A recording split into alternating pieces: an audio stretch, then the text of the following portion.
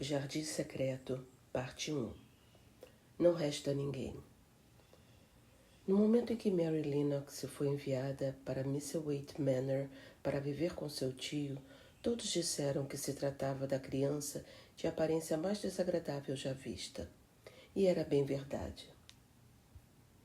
Ela tinha o rosto e o corpo um pouco magros, cabelos claros e finos e uma expressão ranzinza. Os cabelos e a face eram amarelados porque havia nascido na Índia e sempre ficava doente de uma maneira ou de outra. O seu pai exercia o cargo de oficial do governo inglês e sempre vivia ocupado e debilitado, e sua mãe, por ser possuidora de grande beleza, preocupava-se apenas em ir a festas e se divertir com pessoas alegres. Definitivamente não queria uma menina pequena e, quando Mary nasceu, entregou-a aos cuidados de uma ama que logo compreendeu que, se desejasse agradar a Mensahib, a mãe, deveria manter a criança longe dos seus olhos, tanto quanto possível. Então, enquanto for um bebezinho doente, rabugento e feio, foi mantida afastada e, mesmo quando se tornou um ser doente, rabugento e passou a dar os primeiros passos, foi mantida afastada também. Não se lembrava de qualquer coisa familiar, a não ser dos rostos escuros de sua aia e de outros criados nativos que sempre a obedeciam e faziam tudo da maneira como queria, porque a mãe ficaria irada se fosse perturbada pelo seu choro.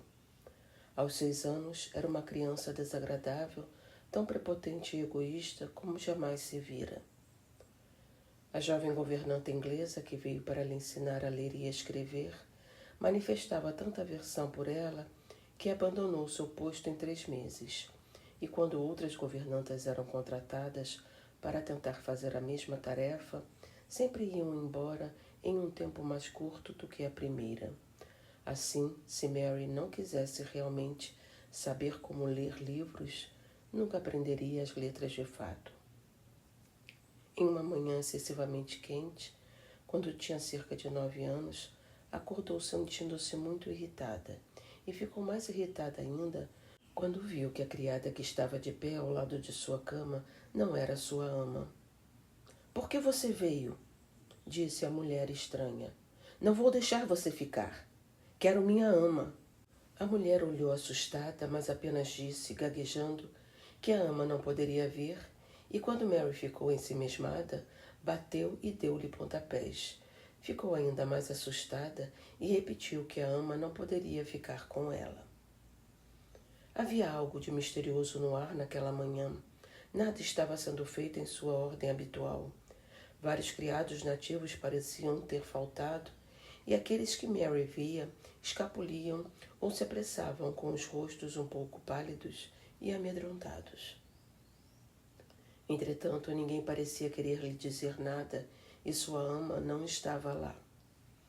Na realidade, foi deixada sozinha enquanto a manhã seguia.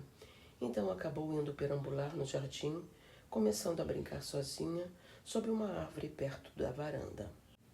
Ela fingia que estava fazendo um canteiro, fincando galhos com flores de hibisco grandes e avermelhadas em pequenos montes de terra.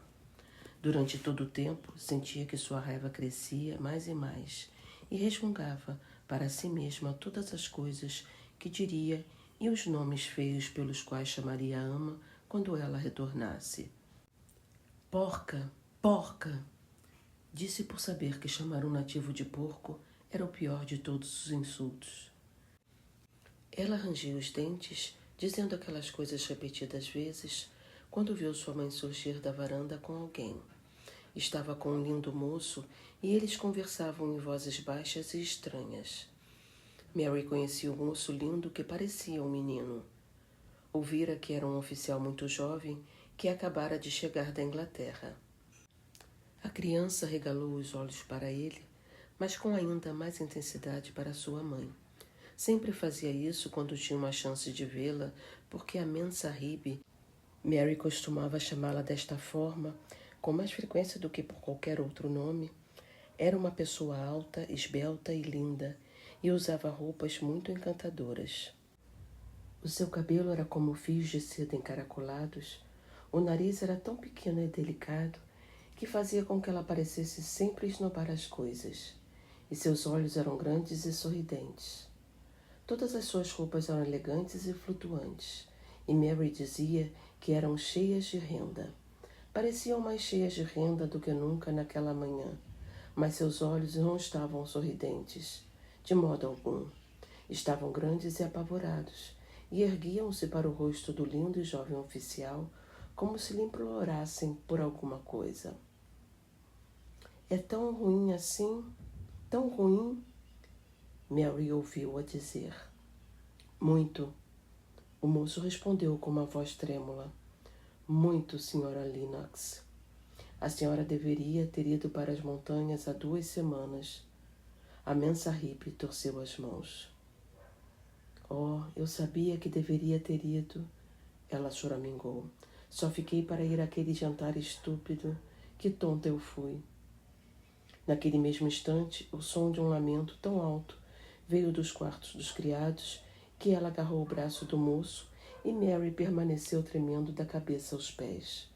O lamento tornou-se cada vez mais selvagem. O que é isso? O que é isso? A senhora Lennox disse com voz entrecortada. Alguém morreu, respondeu o jovem oficial. Você não disse que já estava acontecendo com seus criados?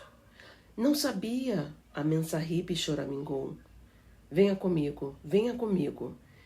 E virou-se, entrando na casa apressadamente. Depois disso, coisas apavorantes aconteceram, e o mistério da manhã foi explicado a Mary. A cólera surgiu em sua forma mais fatal, e as pessoas estavam morrendo como moscas. A ama caíra doente durante a noite, e por ela ter acabado de falecer, os criados se lamentavam nas choupanas. Naquele mesmo dia, 3 outros serventes caíram mortos, e outros fugiram de terror. Havia pânico por todos os cantos e pessoas desfalecidas em todos os bangalôs. Durante a confusão e a perplexidade do 2º dia, Mary se escondeu no quarto das crianças e foi esquecida por todos. Ninguém pensou nela, ninguém a queria, e coisas estranhas das quais não sabia nada aconteciam. Mary alternadamente chorava e dormia, enquanto as horas passavam. Sabia apenas que as pessoas estavam doentes e que ouviam sons misteriosos e assustadores. Em determinada hora, arrastou-se para a sala de jantar e encontrou-a vazia, embora houvesse uma refeição parcialmente terminada sobre a mesa, e as cadeiras e os pratos pareciam ter sido deixados de lado apressadamente quando os convivas precisaram se levantar subitamente por alguma razão. A criança comeu uma fruta e biscoitos e, por estar com sede, bebeu um copo de vinho que estava quase cheio. A bebida era doce e ela não sabia o quão forte era. Em pouco tempo, a fez ficar muito sonolenta e ela voltou para seu quarto, confinando-se novamente, assustada pelos choros que ouvia nas choupanas e pelo som produzido pelos pés apressados. O vinho a deixou tão sonolenta que mal conseguia se manter de olhos abertos. Então se deitou e não soube de mais nada por um longo tempo. Muitas coisas aconteceram durante as horas em que dormiu tão profundamente, mas, pelo menos, ela não era perturbada pelos lamentos nem pelo som das coisas sendo levadas para dentro e para fora do bangalô. Quando acordou, aquietou-se e olhou para a parede. A casa estava perfeitamente silenciosa. Ela nunca tinha visto tão silenciosa antes. Não ouvia vozes nem passos e queria saber se todos tinham contraído muita cólera e se os problemas já tinham finalizado. Queria saber também quem cuidaria dela, já que sua ama estava morta.